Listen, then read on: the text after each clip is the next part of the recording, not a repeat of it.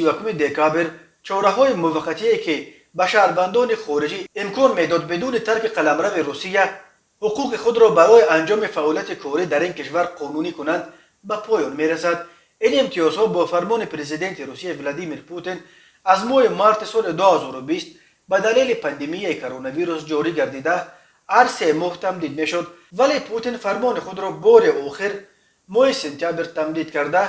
ماه دکامبر دیگر این کار را نکرد. به این دلیل در عرفه سال نو وزارت کارهای داخلی روسیه در تمام سامانه‌هایش به شهروندان خارجی هشدار داد که از 1 ژانویه سال 2022 برای فعالیت کاری غیر قانونی با علاوه جریمه به مبلغ تا 5000 روبل نسبت به شهروندان خارجی می توانند از چاره‌های به مثل بیرون کردن از قلمرو روسیه و منع ورود دیگر باره به این کشور کار بگیرند.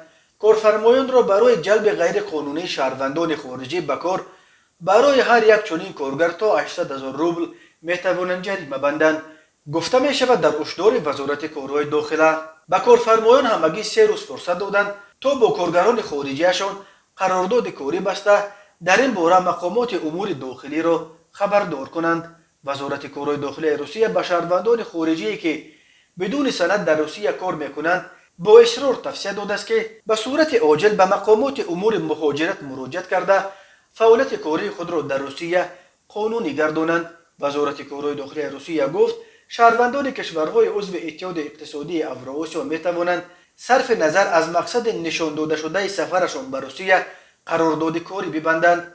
همینطور شهروندان آذربایجان، ازبکستان، مولدووا و تاجیکستان نیز حق دارند صرف نظر از مقصد نشان داده شده سفرشان به روسیه برای پتن مراجعت کنند. در روسیه بیش از 7.5 میلیون شهروندان خارجی کار میکنند.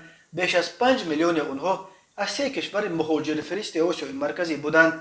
3 میلیون نفر از ازبکستان، قریب 1.6 میلیونش از تاجیکستان و بیش از 600,000 دیگرش از قرقیزستان.